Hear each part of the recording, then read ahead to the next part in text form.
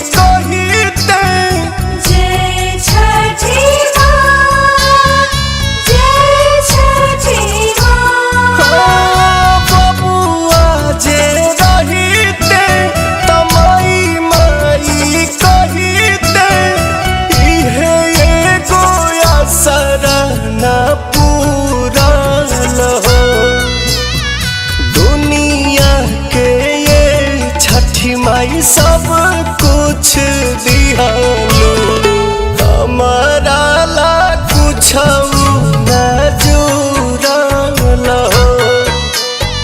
दुनिया के छठी माई सब कुछ दिहालो हमारा ला कुछ न जुड़लो।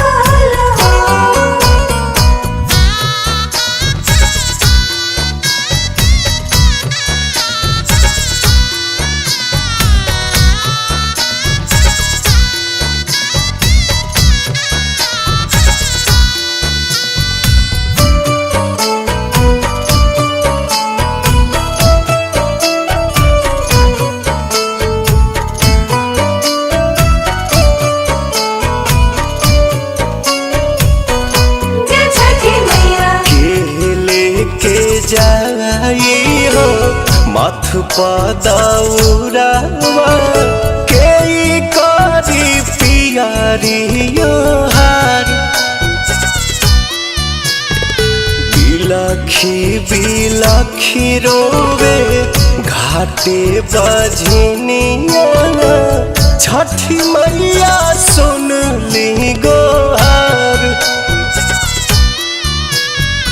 घाटे कोसी भरती आदित्य नाम धरती लागल सरवा के तुरल हो। दुनिया के ये छठी माई सब कुछ दिहालो हमारा ला कुछ न जुड़ल हो।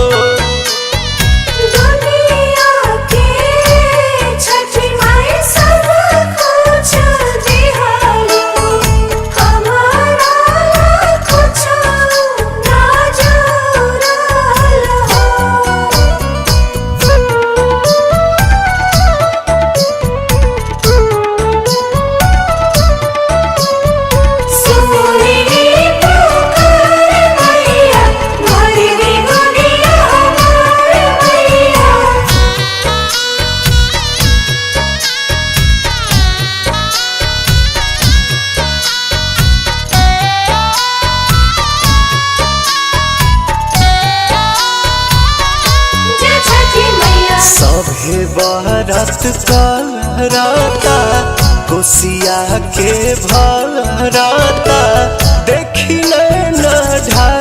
हमर लोर। हंसी हंसी दुनिया हो कहता बाझनिया हो, सुनी मन पवन होला थोर। अरुण बिहारी अरज कहरे दुआरी, हरज ना तोहरा मजो डाल। दुनिया के ये छठी माई सब कुछ दिहल, हमारा